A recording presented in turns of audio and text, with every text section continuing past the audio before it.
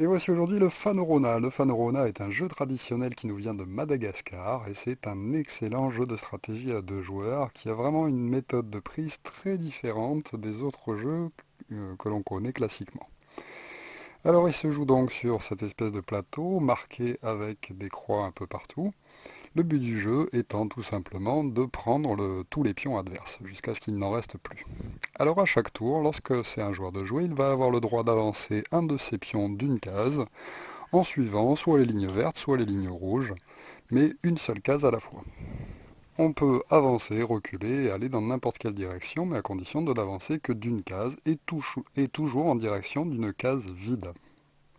Ensuite, pour la prise se fait de deux façons différentes. La première par percussion, la deuxième par aspiration. Alors, voyons d'abord la percussion. La percussion, c'est tout simplement se diriger vers une ligne adverse sur un même axe. Donc, par exemple, si je suis ici et que je viens sur cette case-là, eh bien, je vais venir au contact de la ligne adverse qui se trouve dans le prolongement. Eh bien, je vais manger à ce moment-là toute la ligne adverse. En général, vous êtes surpris.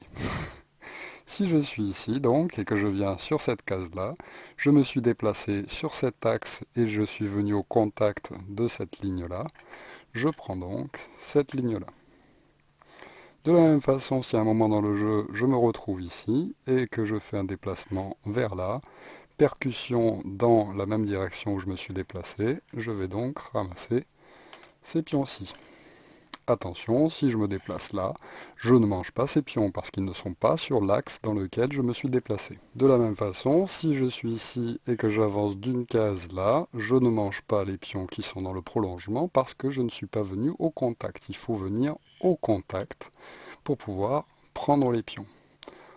Il n'est pas non plus possible de venir directement sur les pions adverses. Il faudra toujours qu'il y ait une case libre. Aller sur une case libre au contact d'une ligne adverse. La deuxième façon de prendre est par aspiration. Eh bien l'aspiration, c'est tout simplement l'inverse de la percussion. C'est-à-dire si je me trouve déjà au contact d'une ligne ennemie et que je recule dans l'axe qui correspond à cette ligne, à ce moment-là, j'aspire toute la ligne.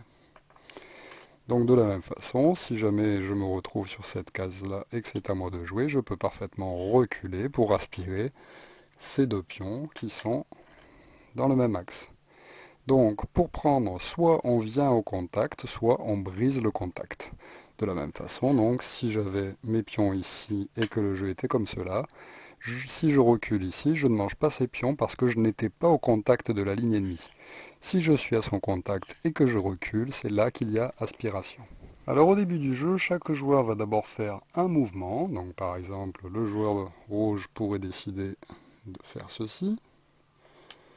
Le joueur vert pourrait riposter en faisant ceci par exemple, aspiration de ces deux pions. Et à partir du deuxième coup des joueurs, donc là c'est donc au joueur rouge de jouer, à partir de maintenant, il va avoir le droit d'enchaîner les coups avec le même pion.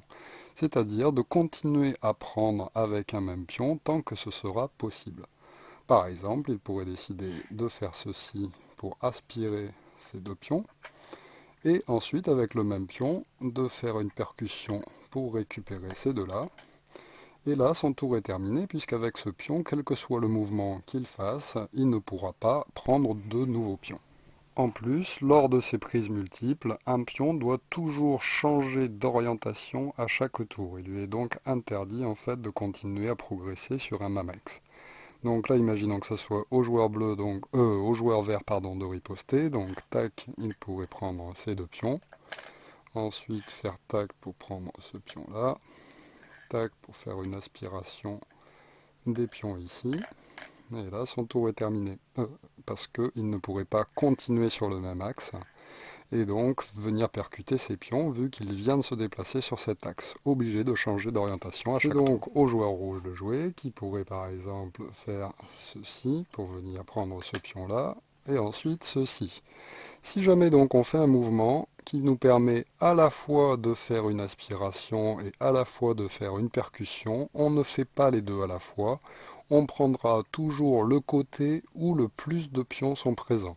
Donc là, s'il y avait eu deux jetons verts ici, j'aurais été obligé de ramasser ces deux jetons verts par l'aspiration et de laisser celui-là. Si jamais par contre il y a une égalité entre les deux côtés, le joueur s'étant déplacé choisit lequel des deux il prend. Donc là, je pourrais par exemple décider de prendre celui-ci. Et ensuite de continuer en faisant cela par exemple. Nouvelle aspiration ici. Et là, le tour est terminé. Et donc au tour du joueur vert,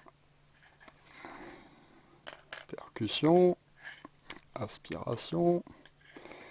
Là, il a le choix entre prendre là ou prendre là. Il est obligé de prendre donc à l'endroit où il y a le plus de pions. Tac, repercussion. Et là, son tour est fini. C'est donc au tour du joueur rouge d'essayer de se venger, mais ça risque de pas être facile pour lui. Toc, aspiration, percussion. Au joueur vert, aspiration. Au joueur rouge. Donc à partir d'un moment, pardon, à partir du bout d'un moment, très bien. Donc à partir du bout d'un moment, comme je disais, on ne peut plus faire de déplacement pour prendre à chaque tour. Ben, tant pis, on va faire des déplacements sans prise.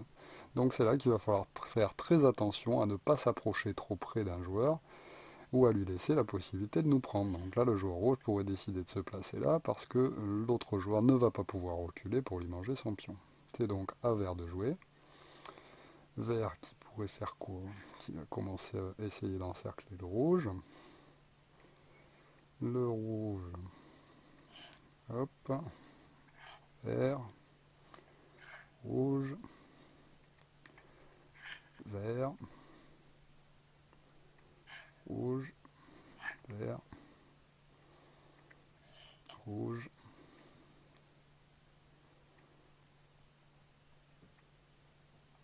vert, rouge, vert, rouge, vert, rouge. Et là, je viens de faire une erreur puisque le vert va pouvoir donc me faire une prise. Il ne peut pas enchaîner les coups. C'est donc au joueur rouge. Tac et tac qui va finalement réussir à s'en sortir mieux. Au joueur vert qui va pouvoir reculer pour manger ce pion là. Joueur rouge, vert, rouge, vert, rouge,